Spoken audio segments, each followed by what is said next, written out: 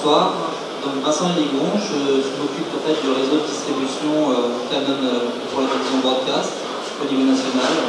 Donc un réseau de distribution qui se veut sélectif pour tous les produits, les nouveautés qu'on va présenter aujourd'hui, mais aussi celles qu'on distribue depuis l'année dernière. Et bonjour à tous, je suis Sébastien Debourg, en fait réalisateur depuis 15 ans. Et c'est vrai que je me suis spécialisé dans le tournage avec les réflexes Canon depuis la sortie du 5D Mark II, c'est-à-dire novembre 2008. Alors je me présente rapidement, je suis Stéphane Léry, je suis le responsable de l'activité broadcast pour la France. Là je vois qu'il y a des équipes d'AFP, donc à l'origine, Canon Broadcast, c'est essentiellement les optiques qui vont se trouver sur les caméras de télévision, ce qui quelque part nous a donné une expertise assez pointue, puisque quand vous vendez des optiques pour des caméras, forcément vous vous intéressez aux caméras. Et par rapport à ce qu'on sort aujourd'hui, c'est vrai que ça nous aide beaucoup dans la compréhension et ça nous a aidé dans l'étude qui a été faite pour développer le produit. Alors, le produit qu'on va vous présenter, c'est un produit qui fait suite à une expérience assez exceptionnelle, en tout cas, dont on est très fiers d'avoir participé, qui est l'expérience des EOS. Donc je pense que pour tout le monde aujourd'hui, ce qui est un EOS 5D, vous le savez, c'est un peu l'iPhone de la vidéo. Et donc l'idée, c'est de revenir un petit peu en arrière, et donc pour ça, ça va être très simple. Aujourd'hui, jour pour jour, ça fait 3 ans que l'EOS 5D est sorti. Donc en fait, qu'est-ce qui s'est passé sur le 5D? C'est très simple. En novembre de l'année d'il y a 3 ans, donc novembre 2008, on annonçait un appareil qui était le 5D Mark II, grosso modo qui prenait la suite d'un autre boîtier, qui était le 5D, tout court. Et il avait juste quelque chose en plus, hormis sa définition un peu améliorée, hormis un certain nombre de points au niveau de l'autofocus et autres, c'est qu'il avait un mode vidéo. Et finalement, à la même époque, iPhone communiquait sur la présence d'un mode vidéo sur un téléphone. Donc il y a un certain nombre de personnes qui sont passées complètement à côté, et je vais le dire franchement, moi aussi, et ce film est apparu. Ce film, ça a été fait par un réalisateur américain qui s'appelle Vincent Laforêt. Son nom ne fait pas très américain, mais c'est un américain, photographe, qui s'appelle Rêverie. Vous l'avez tous certainement vu, j'espère. En tout cas, c'est un très beau film à voir. Et ce film a été le premier fait avec un EOS 5D.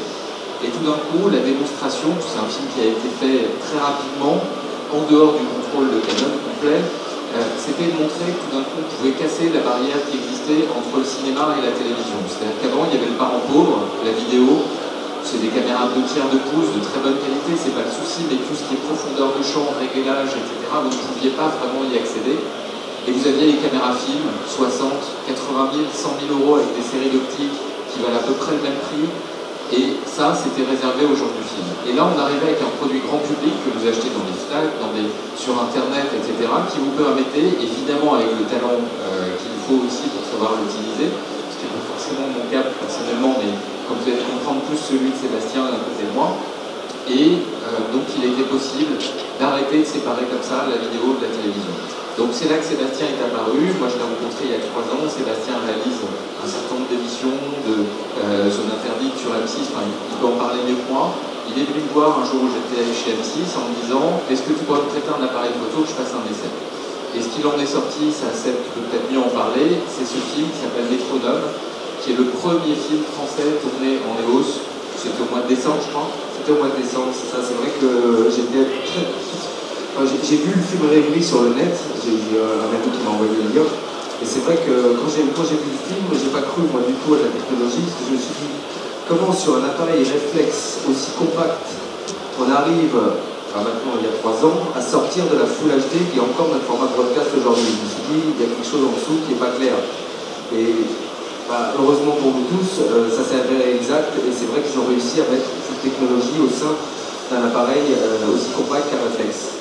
Donc c'est vrai qu'à la vision, j'ai tout de suite cherché à rentrer en contact avec Stéphane en lui demandant qu'il me prête un appareil, et également, qu'est-ce que ça voulait dire? Ça voulait dire que j'avais accès à toute la gamme optique photo qui me fait rêver, parce que moi je viens d'une formation de film, donc j'ai vu l'argentique, et c'est vrai que quand je suis passé en télé, par la force des choses, on produit avec des caméras 2/3 de pouce que vous connaissez tous, des caméras VNG, caméras qui sont assez grosses, qui portent à l'épaule, et qui en termes de production sont parfaites pour la production télévisuelle. En revanche, moi j'ai pas du tout eu le même rapport amoureux avec les caméras argentiques, à tel point que je dormais avec, j'aimais leur son, j'aimais leur odeur. Et j'ai retrouvé ça avec le réflexe que je respecte beaucoup. Et c'est vrai que ça a ouvert une gamme optique, ça m'a donné accès à une gamme optique dès le premier film, Monsieur Métronome, j'ai demandé à ce qu'on me prête une gamme optique assez large avec des optiques spécifiques telles que les tilt and shift, optiques à décentrement, les optiques macro et les optiques aussi de type fisheye. Tout ce que j'avais pas, tout ce dont on n'a pas accès, en tout cas dans le parc optique vidéo. C'est vrai qu'on y a accès dans le parc optique cinéma, mais pas du tout le même tarif. C'est pas vraiment accessible. Donc, Monsieur Métronome, qui a été le début d'une histoire assez importante pour nous, en tout cas en France, et que quelque part c'était un peu la revanche d'avoir un petit Français comme Sébastien qui rivalisait avec tous les Américains qu'il y a eu par la suite. Globalement, ce que ça a donné, et c'est loin d'être exhaustif, c'est un certain nombre de films, de séries, alors des grosses séries comme Dr House, Desperate Housewives, etc., qui ont été faites avec cet appareil photo, mais du film, du Captain America, de l'Iron Man, et pourtant, je pense que vous le savez, Canon n'a jamais fait même une page de pub sur cet appareil photo. C'est-à-dire que tout d'un coup, on s'est rendu compte qu'il y avait une communauté qui s'était approprié le boîtier et qui tout d'un coup avait trouvé un mode d'expression qui n'existait pas jusqu'à maintenant. Donc beaucoup de gens comparent ça à l'iPhone, de la vidéo. Moi j'aime bien le concept. Pour vous donner une idée plus exhaustive des affiches qui sont là, au Festival de Cannes en mai dernier, sur tous les films en compétition, il y en avait seulement 3 qui n'intégraient pas un appareil photo. Donc ça vous parle, je pense. Maintenant, il n'y a pas que le cinéma. Dans le domaine de la télévision haut de gamme, on va dire, vous avez un certain nombre d'applications qui ont été demandeurs de ce type d'appareil. Vous avez principalement, je pense qu'en premier, c'était la pub. Ça, au début, c'était la pub, mais c'est vrai que Stéphane nous a montré le nombre d'affiches le slide précédent. En fait, au tout début, moi, on me tapait dans le dos en me disant c'est bien, mon petit gars, continue à tourner avec tes appareils photo. Personne n'y croyait. Et c'est vrai qu'il a fallu attendre que les grosses usines, comme les usines de long métrage, commencent à s'approprier le produit, notamment les directeurs photo américains, des séries comme 24 heures ou Dr House. Et c'est vrai qu'à partir de ce moment, on a commencé à prendre très au sérieux cette technologie. Toi, tu l'as pris au sérieux dès le début. Hein. Ouais, non, je suis quand même bien foutu de moi juste pendant un an et demi. De la même façon, dans ce qu'on va vous présenter maintenant, si vous voulez, il faut voir qu'il y a 3 ans, quand on arrivait et qu'on expliquait qu'on pouvait faire de la vidéo avec un appareil photo, c'est vrai qu'on se faisait un peu rire au nez. Bon, ce qu'on va présenter aujourd'hui, c'est une approche qu'on veut aussi révolutionnaire, par contre, qui est calculée cette fois, parce qu'on connaît le marché. Donc, en gros, vous avez du court-métrage, vous avez de la télévision, du documentaire, du clip, du concert, de la fiction, bien sûr, sur lesquels l'appareil photo a été très utilisé. Et tout d'un coup, on s'est retrouvé à la tête d'un produit sur lequel on avait des centaines de milliers de retours. Canon, c'est une marque grand public, c'est une des 10 marques les plus connues au monde. On fait beaucoup de salons, et sur tous ces salons, on rencontre des gens qui nous disent ça j'aime bien, ça j'aime pas. Et là, on a essayé de synthétiser ces 3 ans d'expérience avec quand même un chiffre qui est très important. Il y a 40 millions d'EOS en circulation dans le monde et 60 millions d'optiques. Donc imaginez le nombre de retours qu'on a pu avoir sur ce qu'il fallait faire pour aller plus loin que cette expérience EOS. Donc on a ressorti, on va dire, 4 points essentiels qui étaient à l'origine du succès de cet appareil photo. Tout d'abord, évidemment, la profondeur de champ. Ça, c'est très simple. C'est lié uniquement à un point, c'est que c'est un gros capteur. Donc, un gros capteur vous permet d'avoir un effet de plan net à l'avant et de flou à l'arrière, ce qui est quand même très appréciable, en tout cas pour les gens qui viennent de vidéo et qui n'ont pas des centaines de milliers d'euros à dépenser dans une caméra fixe. Le deuxième point, c'était la sensibilité. Ça, c'est vrai que c'est quelque chose qui a fait le succès aussi des appareils photo, c'est qu'à un moment, plutôt que de trimballer de la lumière partout, parce que c'est pas forcément possible, vous allez sur un concert, vous n'avez pas la possibilité de rajouter de l'éclairage, etc. Les appareils photo, du fait de leur capteur qui est quand même beaucoup plus gros qu'un capteur de tiers de pouce, vous avez une luminosité qui vous suffit pour tourner, souvent sans éclairage. L'éclairage, c'est toujours mieux, mais vous pouvez pas le faire. En tout cas, vous n'êtes pas limité par l'appareil en lui-même. La gamme optique, ça c'est vrai que c'est le point fort de la marque. Il faut savoir que c'est une marque qui a été fondée par un opticien, donc c'est forcément là-dessus qu'on a construit notre réputation. La gamme EOS, c'est 70 optiques dans la gamme. À un moment, il n'y a aucun plan que vous essayerez de faire et sur lequel vous allez être bloqué à cause de l'optique. Vous allez être bloqué par d'autres problèmes, mais en tout cas pas par l'objectif. Et ça, c'est un point fondamental dans le développement du produit, c'est la taille du produit. On s'est rendu compte que les grosses équipes de tournage obligées de louer des camions pour transporter l'éclairage, des caméras de 20 kg avec des séries d'optiques, etc. Finalement, l'utilisateur d'un EOS, c'est quelqu'un qui part avec un sac à dos, avec un appareil photo dedans, et qui prend sa moto pour éviter les embouteillages. Et ça, la taille du produit, c'est vrai que c'est ce qu'on a analysé comme étant un point fondamental dans le succès du produit. Donc on a synthétisé tout ça. On en a sorti un concept, une gamme qui s'appelle EOS Cinéma, donc qui est une nouvelle gamme. Il faut voir que pour Canon, c'est quelque chose de très important. Le nom EOS, il existe depuis 30 ans. Ça fait 30 ans qu'il n'a pas bougé. Pour la première fois, on lui rajoute un petit C. Le C, c'est cinéma. Là-dedans, il va y avoir des caméras. On n'abandonne évidemment pas les appareils photo. Vous allez avoir des appareils photo plus évolués pour la vidéo que ce que vous avez aujourd'hui. Donc l'EOS Cinéma, c'est des optiques, des appareils photo et des caméras qui sont dédiés à la créativité. Ils ne sont pas dédiés au film, ils ne sont pas dédiés à la télévision, ils sont faits pour tout faire, mais par contre, la seule contrainte, c'est qu'il faut être créatif. Donc ça a été lancé le 3 novembre à Hollywood. Le C comme cinéma est créatif, en fait. Ouais. La gamme créative. Voilà. Donc l'idée, ça a été lancé, ça a été un gros événement la semaine dernière, dans la nuit de jeudi à vendredi. Malheureusement, aucun de nous trois n'y était, sauf s'il y en a un qui m'a caché ce qu'il a fait dans la soirée. Mais ça fait un peu loin dans ces cas-là. Donc à Hollywood, à un moment, ce qu'il faut vous dire, parce qu'il y a beaucoup de blogs, il y a beaucoup de commentaires qui sont faits sur ces caméras, à un moment, quand vous avez un réalisateur comme Martin Scorsese qui monte sur scène, qui évidemment n'a pas touché $1 million parce qu'on n'est pas Nike, et il serait allé voir Nike si c'était le but, et qui vous explique que ça fait 50 ans qu'il fait du cinéma avec l'avenir, la caméra, après 50 ans de grosse caméra, c'est ça. À un moment, les caméras vont être disponibles très bientôt, allez les voir, essayez-les, et vous verrez que vous aurez la même expérience que les EOS 5D, sauf qu'il y en a beaucoup qui l'ont pris en cours de route.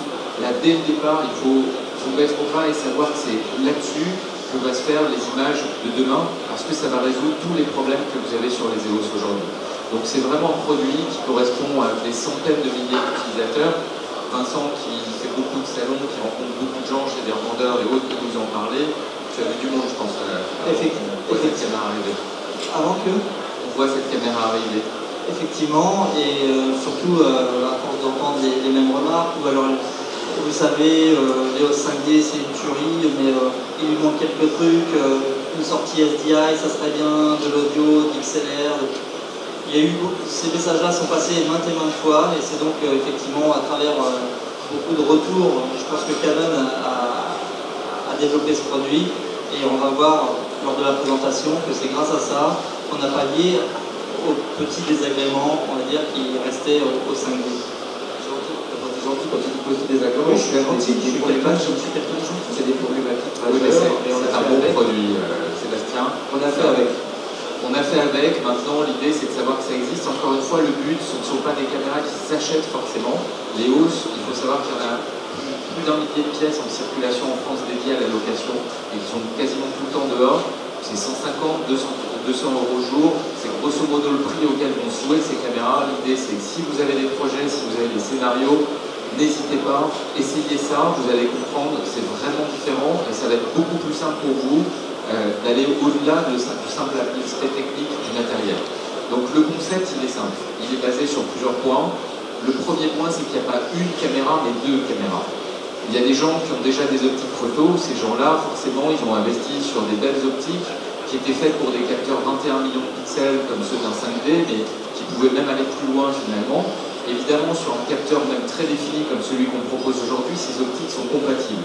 Donc pour ces gens-là, l'idée, c'est pas de leur dire vous les mettez à la poubelle. Donc il y a une caméra EOS 300 tout court, EOS C300, excusez-moi, qui accepte directement les optiques EF. Comment ça marche? C'est très simple, vous avez le point rouge sur le boîtier, le point rouge sur l'optique.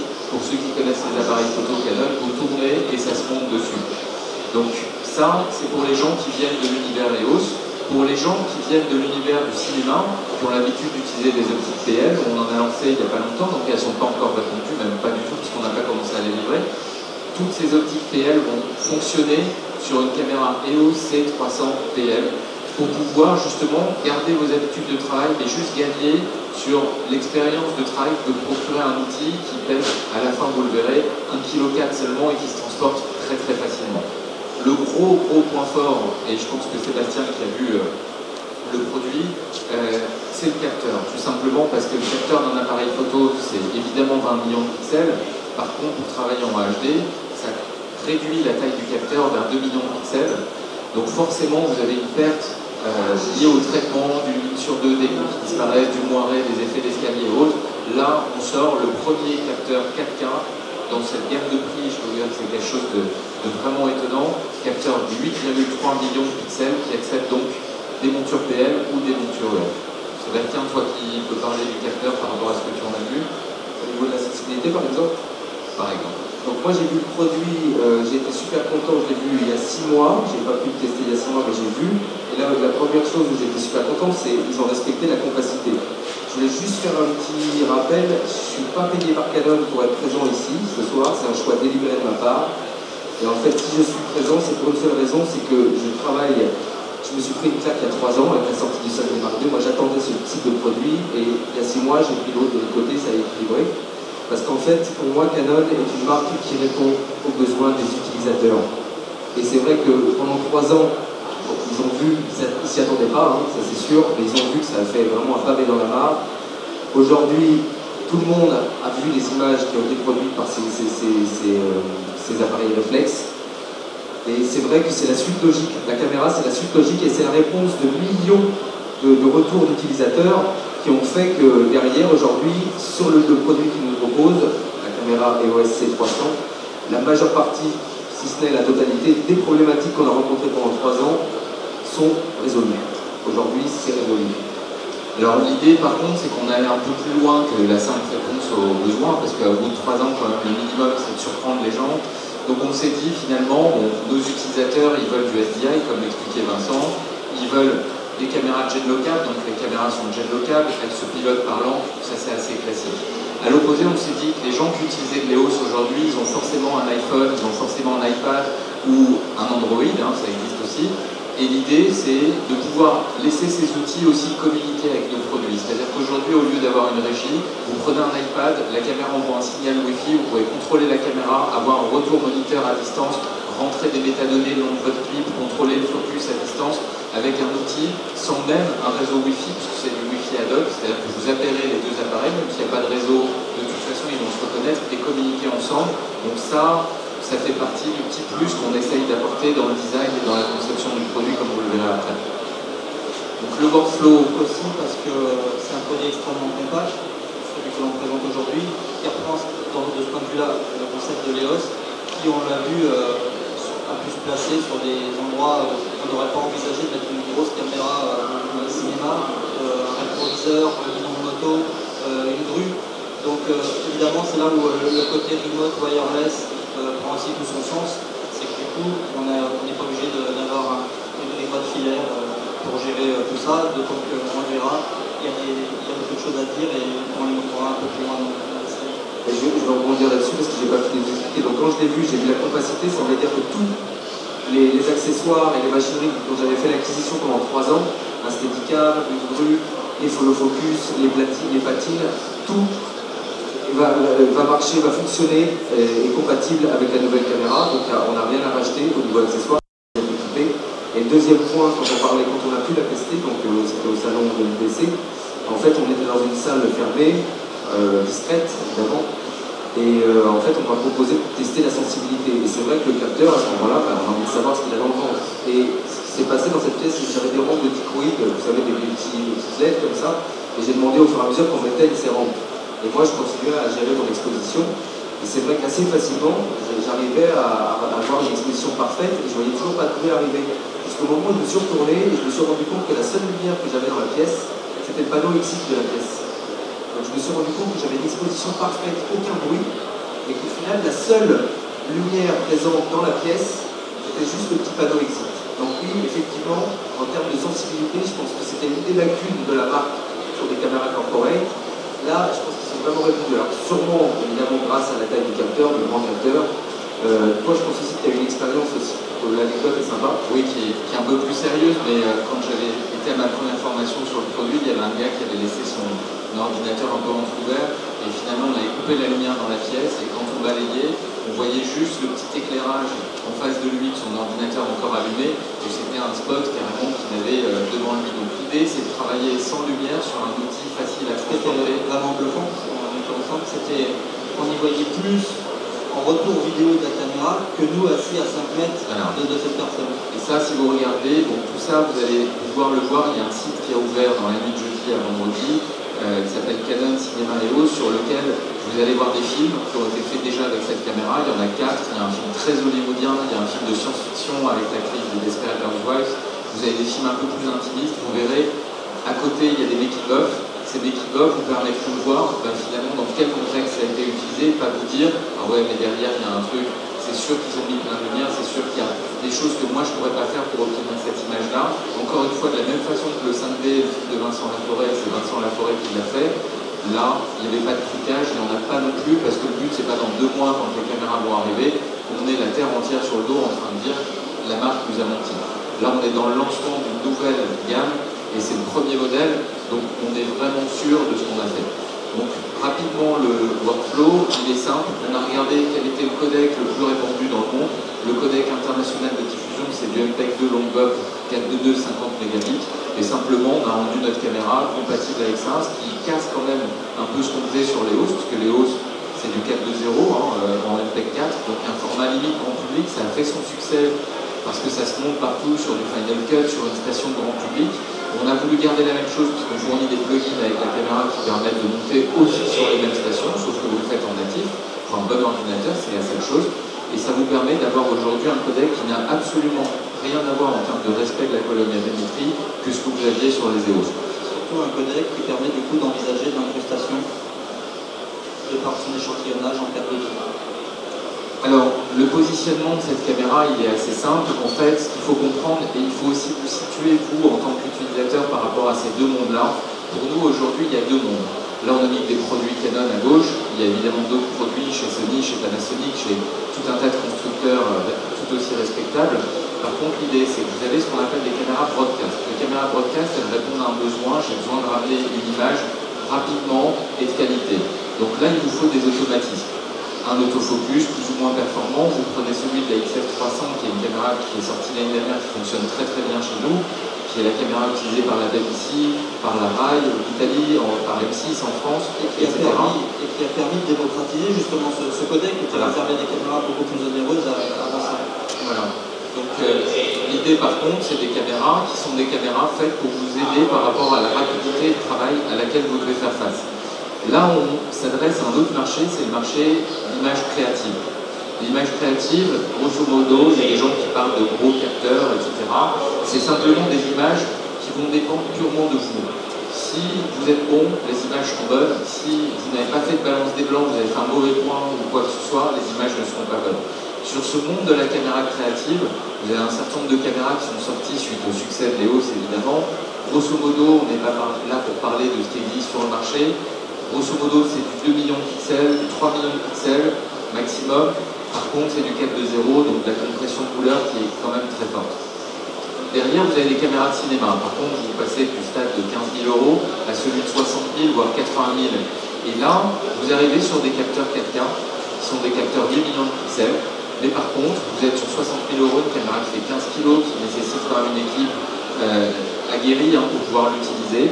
Et nous, on se positionne sur une caméra capteur 4K en 4:0, monture EF et PL, sur un budget, en 4:2, sur un budget de 12 000 €, ce qui aujourd'hui, même si c'est une somme importante, est le budget d'une optique grand angle chez nous ou chez d'autres constructeurs qu'on appelle low cost. D'autant qu'on le verra, ce budget-là ne comprend pas juste un corps de caméra, mais bien tous les accessoires qui vont autour. Alors, pour parler du produit plutôt que son positionnement, c'est quand même plus intéressant. Donc, les optiques, c'est soit de l'EF, soit du PL. Vous venez du monde de l'EOS, vous voulez utiliser vos optiques. La caméra, c'est EOS C300 tout court, c'est de la monture EF. On pense que c'est celle qui sera le plus répandue. Et vous venez du monde du cinéma, c'est du PL. Donc, par rapport à... Petit point par rapport à ça, pourquoi le choix? Il y a peut-être des déçus qui se disent ah non, on attendait une caméra 24-36 full frame, comme le 5D. Le choix, vous le voyez, c'est de répondre aussi bien aux vidéos cinématographiques qu'aux vidéos vidéo. La gamme 35 mm optique cinéma, on est sur du 35 mm justement. Donc le choix du Super 35 était évident. Quand on parle de monture EF, il faut que vous fassiez la conversion, même titre que quand vous travaillez avec un 7D et des optiques EF 24-36, pensez à faire votre coefficient de grossissement qui est de 1,5, c'est-à-dire que les optiques EF sont des optiques 24-36 et vous allez les utiliser sur un capteur Super 35 qui est à peu près équivalent en taille à celui de la BSC connu pour le 7D. Donc n'oubliez pas, évidemment on s'en sert, mais un 50 mm va être avec le coefficient multiplicateur à une optique de 65-70. Oui, ça c'est assez important. Bon, D'un autre côté, il y a 70 optiques, donc dans le lot, vous couvrirez toujours toutes les focales. Alors, l'intérêt de la monture EF, c'est quoi? C'est que vous avez 70 optiques, comme je l'ai dit, prix moyen, Vincent, toi qui connais bien. 1000 euros en moyenne, 900 ou 1000 euros. Voilà. Pour de la sérielle qualitative, ce qu'il faut savoir, c'est que là-dessus, vous allez perdre l'autofocus, surtout sur un capteur de cette taille-là. C'est mieux que vous dire qu'il y en a un, sur le 5D, il y en a un, je pense que très peu l'ont utilisé. Imaginez que là, vous êtes sur un capteur non plus 2 millions de pixels, mais 8 millions de pixels, donc l'autofocus, de toute façon, aurait été trop lent. Et ça, c'est le constructeur qui a inventé l'autofocus qui vous le dit. Donc, à un moment, si on ne peut pas le faire, c'est que vraiment, techniquement, il y a un problème.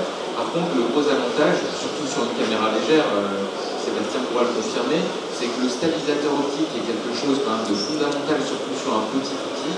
Lui est conservé. Donc, vous le trouvez à la tête. C'est quoi? C'est une quinzaine d'objectifs. Je crois que c'est la même plus, hein, les optiques stabilisées, je crois que vous en avez 25.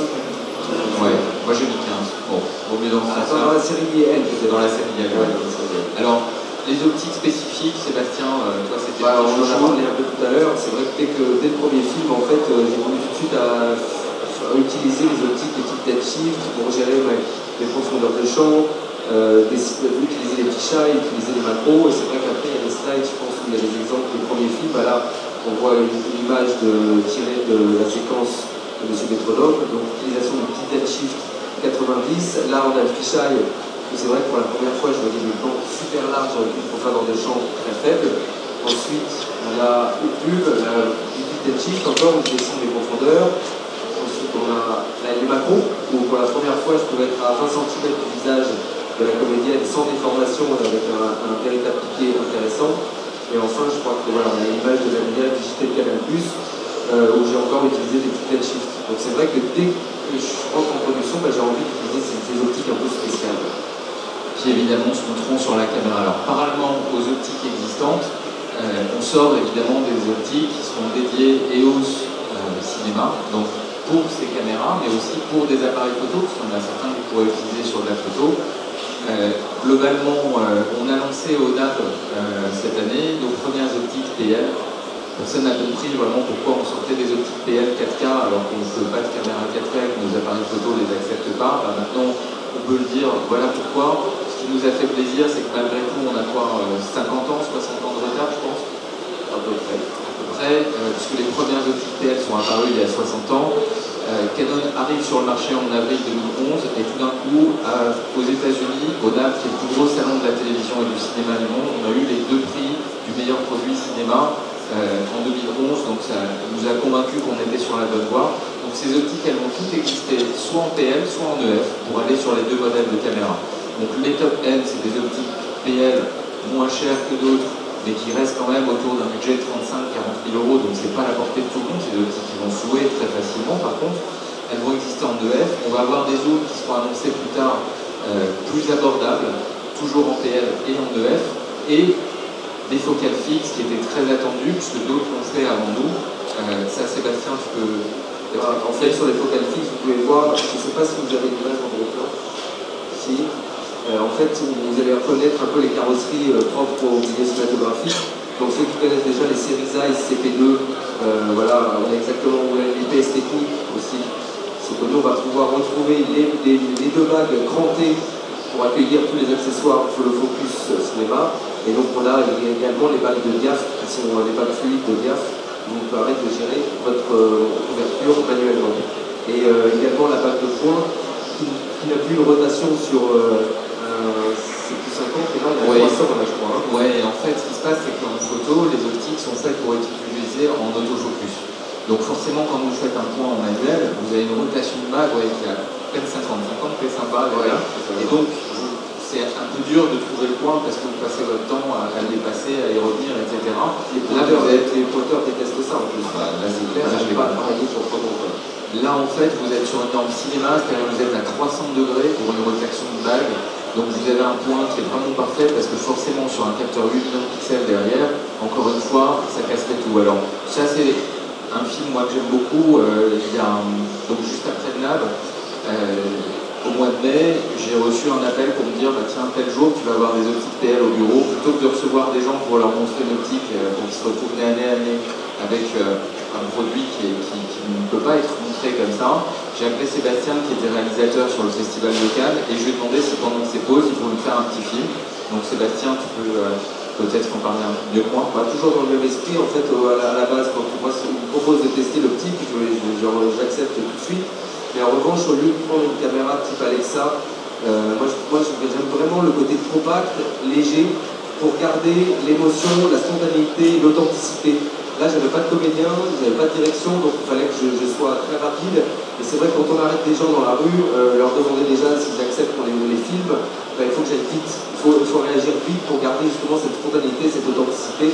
Et en gros, c'est pour ça que j'ai choisi d'utiliser un 7D modifié. Alors je sais que ça ne plaît pas à Stéphane que je parle de ça, parce que les 7D modifiés, c'était un peu sous mon dos. Voilà, ça me fait marrer, mais c'est vrai que moi ça m'a permis de me balader toute la journée avec l'optique dans les bras, et quand j'arrêtais quelqu'un dans la rue, dans ce optique-là, ça tournait. Donc quelque part la personne ne faisait pas patienter, et c'est vrai que si Stéphane, t'es gentil de me dire que tu as apprécié le film, mais si au moins il y a un petit peu d'émotion, je pense que c'est grâce à ça. C'est que derrière, si je mets une Alexa derrière, j'ai besoin de 2 assistants, le temps qu'on mette en place la caméra et que ça tourne, il faut au minimum 3-4 minutes. Les gens ils ne sont pas là pour vous attendre, et du coup, ils ne vont pas me donner le sourire et la spontanéité qu'ils m'ont donné ce jour-là.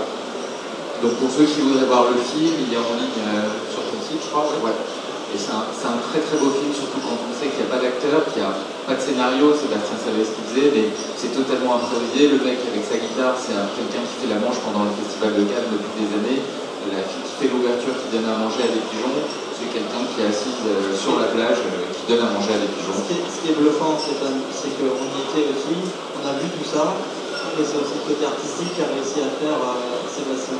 Encore une fois, Canon, moi j'adore cette marque parce qu'aujourd'hui, il y a beaucoup de gens qui les détestent même. Je dirais que c'est l'élite. L'élite, là on touche à l'élite. C'est-à-dire que tout ce qui n'était pas abordable avant, aujourd'hui on est tous sur un pied d'égalité. N'importe qui dans cette salle et même dans tout le salon, aujourd'hui on est tous des réalisateurs, même peut-être que vous ne le savez pas vous-même, mais aujourd'hui on peut tous en tout cas avoir les mêmes outils et partir sur les mêmes bases. J'ai une petite anecdote, j'étais jury d'un festival très récemment. Il y avait 109 équipes en compétition, des quadragénaires, des quinquagénaires, il y avait tous les âges. Le gagnant, il a juste 19 ans. Et on l'a jugé non pas par la technicité ni le matériel qu'il a utilisé, on l'a jugé comme les autres, sur la narration, le rythme du film, l'histoire, comment il l'a mené, la mise en scène. Aujourd'hui, ce qui me fait très très plaisir, c'est qu'on est tous sur un pied d'égalité et c'est une marque qui fait appel à la créativité des gens. Et c'est pas un combat industriel pour faire mieux que l'autre marque ou quoi que ce soit, c'est qu'aujourd'hui, comme je vous l'ai dit, tous les accessoires que vous avez acquis, vous avez fait l'acquisition, c'est les mêmes et ils sont compatibles. Donc encore une